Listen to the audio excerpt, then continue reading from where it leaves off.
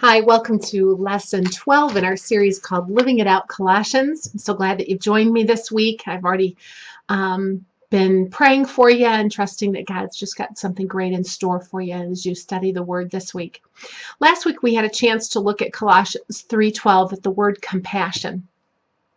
And I think that what stood out for me over and over as I thought about that throughout my week last week is that this type of compassion was one where we're focused on seeing someone else's difficulty, someone else's hurt.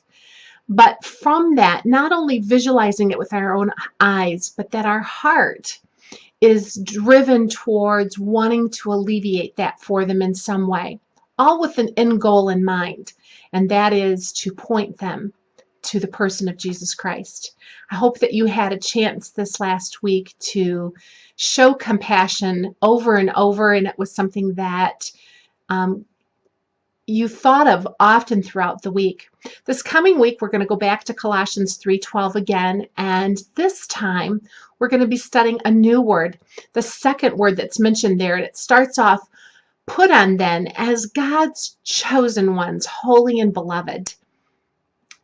The next word, kindness, another garment that we're supposed to actually put on. And we're going to look at that word a little bit more closely this week. If you were to look up a definition of the word kindness in the dictionary, you would find it to be saying this: it's a quality of being nice or being considerate for someone else. Well, I have a number of friends who I find are just full of kindness. They're friends of mine that are from the South, and they have this wonderful, warm Southern hospitality about them. But if you ask them if they had people around them that were kind, they would tell you just about every one of their neighbors are. Well, that reminded me of a story. Once when my sister, who at that time was living out west, came to visit my husband and I and our kids, she said something along the line of kindness and hospitable neighbors, and this is the story. She came from an area in which out west where the yards were divided by high barrier walled fences. And in the house that I was living in at the time, it didn't have barriers or fences. In fact, all of our neighbors' yards joined together. At that time, it was great for my husband and I at that point in our life. The kids could run back and forth. I could look out my kitchen window and I could always see exactly where my kids were. I loved it for the fact that I got to just stand out in the yard, or if I saw one of my neighbors go out, I could go over to her deck or patio and we could just visit. And it was just a great place to live. Well, once when my sister-in-law was visiting, she looked at us one day while we were sitting out on our patio eating dinner. And again, the neighbors' kids were coming back and forth, and our neighbors would come over after we had finished dinner and would just walk up on the deck and start a conversation. And we were so relaxed with it. But my sister-in-law looked at me and said, "Doesn't all this friendliness bother you?" And it made us laugh because it wasn't something that she was looking from a normal situation in her own life. It wasn't her norm. Well, as we consider the word kindness this week, I want to challenge you to think about how that word is actually used here in this scripture passage. It's a lot more powerful than the hospitality that we think kindness has about it. It's not about a neighbor smiling necessarily at another neighbor, or hugging someone, or spending a lot of time standing in their backyard talking with them. It's a kindness that actually originates from a deep desire within yourself to reflect God's love and grace to people around you because of who He is. This kind of compassionate kindness that's shown to others is shown despite their disposition. We show this kind of kindness despite the problem that this individual is experiencing and bringing into this relationship, or how that relationship may drain you or grate on your nerves. You see, there are times when some people just can do that to you. You just see them coming and you want to run the other way.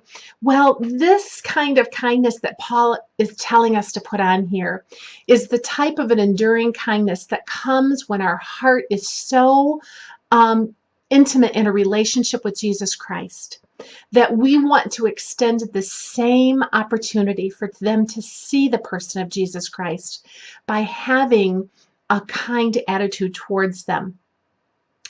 I'm so excited for you to study this word this week, and just to see how this is just a great opportunity to express someone else the grace that God has shown you.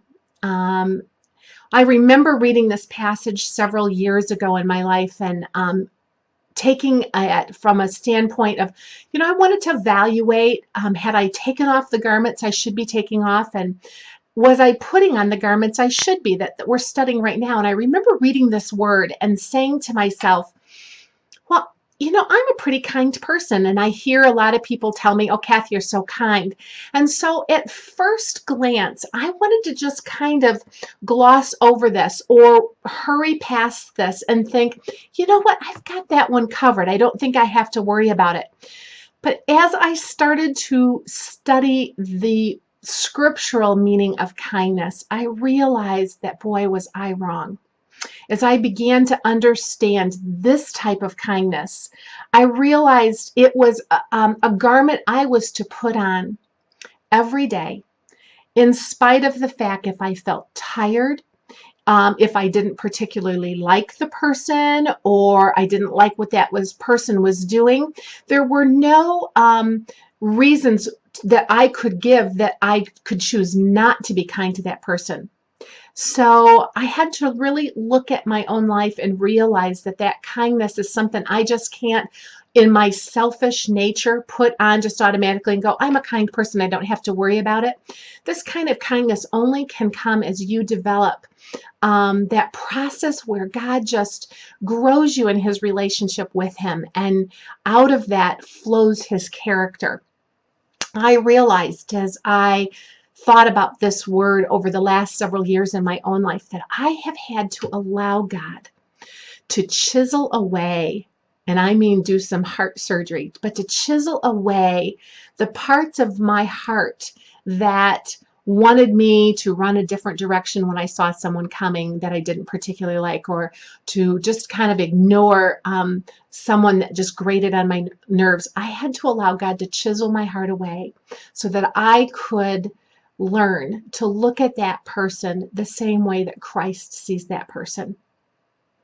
It's a moment by moment thing, and I'm still on that journey of becoming more like him. I know I will be till the day that I see him.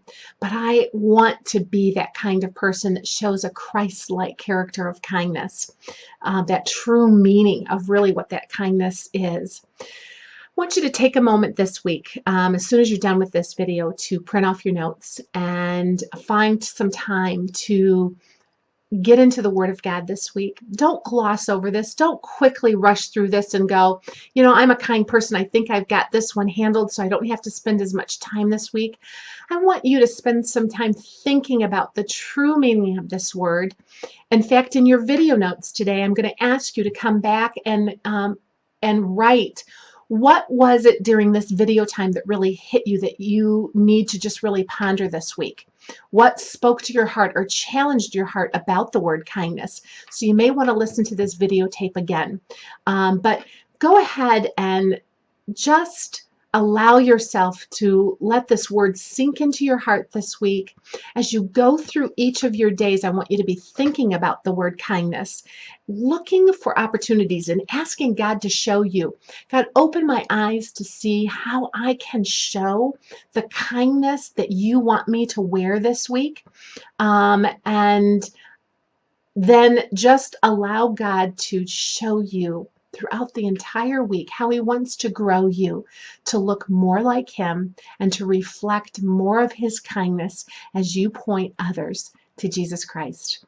I hope you have a great week. I want to thank you so much for the opportunity that you grant me to come into your homes, to talk about the way God's growing in my heart. I wished I could spend time in each one of your living rooms or cars or wherever you're listening to this study and hear what you're learning and what God's challenging you. I know you'd have a lot that you could just bless my heart with. And so if you feel up to it, just leave a comment section or contact me personally. You can go to my link that says contact me, and you can see it's a private message, and I would love to hear from you. I'm thinking of you this week, praying for you and hoping that you have a graceful week ahead. Bye-bye.